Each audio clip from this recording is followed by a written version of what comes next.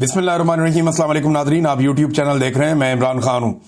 अब DGISPR एक इदारे के तर्जुमान है। इदारे के अंदर अजीब सी बेचैनी है कि ये किया क्या है इन्होंने। और PTI ने एक नपा तुला बयान देकर अपनी इखलाकी बर्तरी इदारे के ऊपर भी रख ली और पाकिस्तान की पोलिटिकल पार्टीज के ऊपर भी रख ली। अब सारे आकर गोंगलों से मट्टी झाड़ रहे हैं कि हम गवर्नर राज लगा देंगे तो मुल्क में इमरजेंसी लग जाएगी तो ये हो जाएगा। देखिए, इमरान खान का जो रद्द अमल है ना, वो फर्द वाहिद के खिलाफ इमरान खान साहब गुस्से में बोलते हैं इसलिए कि वो जुल्म का शिकार है। इमरान खान का यह मानना है कि उनके ऊपर और उनकी फैमिली के ऊपर जितने भी मजालिम हो रहे हैं इनके लिए जिम्मेदार आसिम मुनीर साहब हैं। इमरान खान नवाज शरीफ को तो कुछ नहीं कहता ना, शहबाज शरीफ को, जरदारी को कुछ नहीं कहता। उनके खिलाफ जो एक पॉलिटिकल एक मुकाबला है वो तो चलता रहता है। वो इनको कहते रहते हैं, उनको कहते रहते हैं, लेकिन एक लिमिट में रहते हैं ना दोनों तरफ के लोग। लेकिन आसिम मुनीर साहब के मामले में इमरान खान साहब बहुत फ्रंट फुट पे चले जाते हैं आजकल। वजह क्या है? उन्हें लगता है कि उनके साथ और उनकी फैमिली के साथ जो कुछ भी हो रहा है, बल्कि वो ये दावा करते हैं कि ये आसिम मुनीर साहब कर रहे हैं, वो इसके पीछे हैं। और DGISPR ने उनके मौक़िफ़ के ऊपर आके मोहर लगा दी कि जनाब इमरान खान साहब जो कह रहे थे वो ठीक कह रहे थे।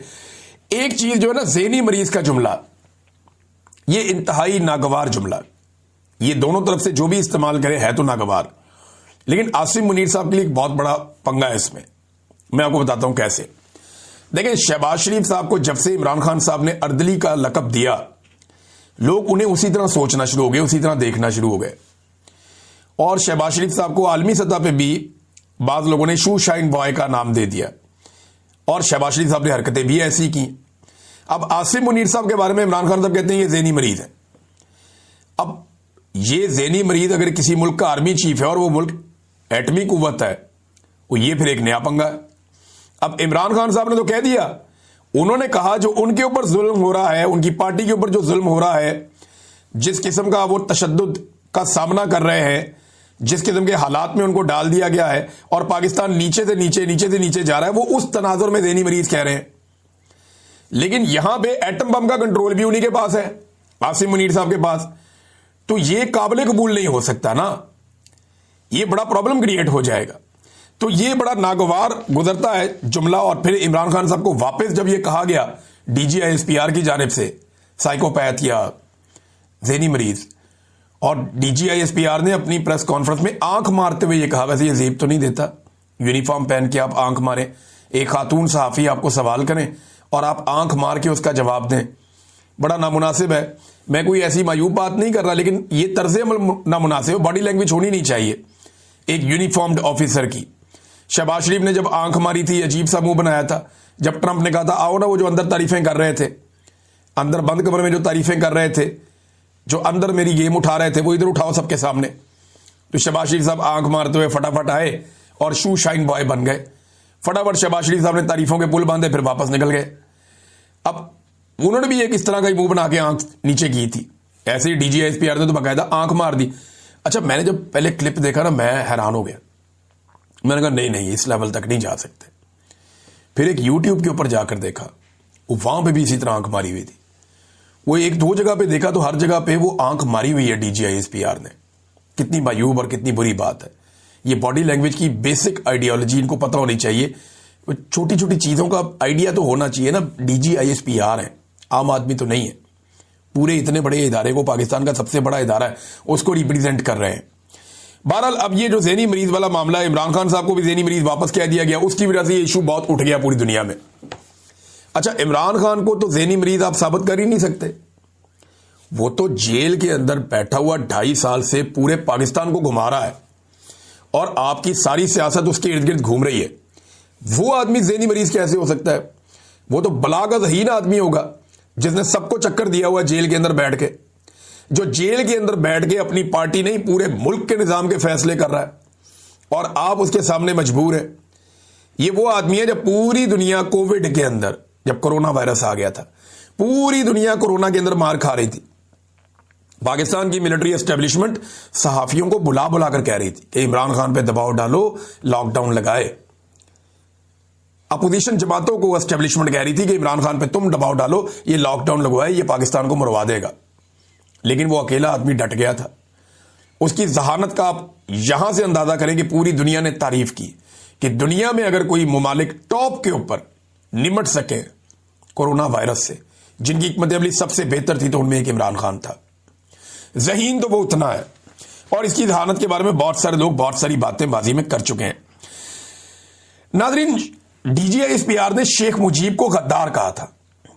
हालांकि गद्दार तो याया खान था, ये मैं तो बिल्कुल खुलकर कहूंगा। उसकी एक वजह है ना, याया खान की रंगीनियां किताबों के अंदर लिखी हैं और आज तक कभी किसी ने डिनाई भी नहीं किया।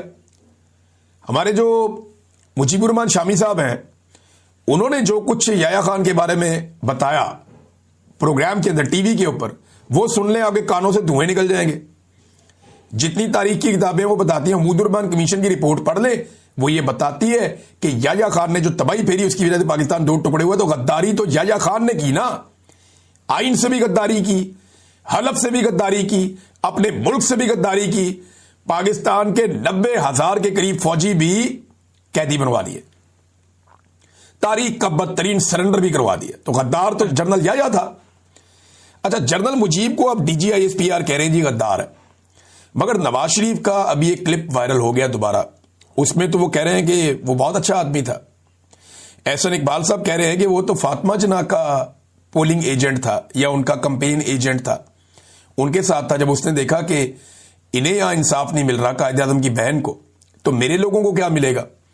तो एहसन इकबाल, ख्वाजा आसिफ, मोहम्मद नवाज शरीफ ये बार बार गवाहियां दे चुके हैं शेख मुजीब के हक में, और ये सारे आज इक्तदार में। अब फैसल वाफदा जैसे लोग ये कहते हैं, या सुहेल वड़ाइच साहब ने भी लिखा है कि एस्टेब्लिशमेंट के बाद सबूत आ गए हैं कि तहरीक इंसाफ जो है वो एस्टेब्लिशमेंट के या फौज के या मुल्क के खिलाफ है, लिहाजा अब उनको स्पेस नहीं दिया जाएगा। यार ये सबूत जो है ये नवाज शरीफ के खिलाफ भी थे, यही सबूत जरदारी के खिलाफ भी थे, यही सबूत बेनजीर के खिलाफ भी थे, यही सबूत बुगटी के खिलाफ भी थे, यही सबूत बाजा खान के खिलाफ भी थे, यही सबूत फातिमा जना के खिलाफ भी थे, यही सबूत जो है वो जुल्फिकार अली भुट्टो के खिलाफ भी थे। ये सबूत बड़े अरसे से हमने बहुत देखे हैं। ये सबूत दिखा दिखा के खबरें चलवा देते हैं और टाउट्स उठ के चला भी देते हैं, और बाद में पता चलता है जनाब गेम कोई और है, खेल ही कोई और है। फिर उन्हीं के साथ जाकर बैठ जाते हैं। जब अवाम का डंडा आएगा ना, प्रेशर आएगा, तो इन्हें अपने घुटनों पे बैठ के इमरान खान को सलाम करना पड़ेगा। ये मैं जानता हूं, और ये होगा इस मुल्क में इंशाअल्लाह। अल्लाह रब्बुल इज्जत बहुत ताकतवर है, उसके सामने किसी की ताकत नहीं चलती। अगर अल्लाह ने इमरान खान को इज्जत दी है तो किसी वजह से दी है, ये बिला वजह नहीं है। फवाद चौधरी ने एक बड़ी अहम बात की। फवाद चौधरी साहब तनकीद का निशाना भी बनते रहते हैं लोगों की। वो फवाद चौधरी साहब का और लोगों का मामला है, लेकिन उन्होंने एक बात बड़ी जबरदस्त की। उन्होंने कहा जब ये हुकूमत के वज़रा कहते रहे इमरान खान को माइनस कर दो, असल में माइनस इमरान खान का इस वक्त फार्मूला चलाया जा रहा है ना, किसी तरह इमरान खान को बाहर निकालो। यही काम 4 साल से कर रहे हैं, जो हो नहीं रहा। पूरा पाकिस्तान ही माइनस कर दिया पकड़ के, हर इदारा माइनस हो गया, हर एक की क्रेडिबिलिटी खत्म हो गई। नवाज शरीफ माइनस हो गया, जरदारी माइनस हो गया, पीपल्स पार्टी, PMLN, ANP, सारी जमातें, फजलुर रहमान, सारे माइनस हो गए। इमरान खान को माइनस करने के चक्कर में वो माइनस नहीं हो रहा।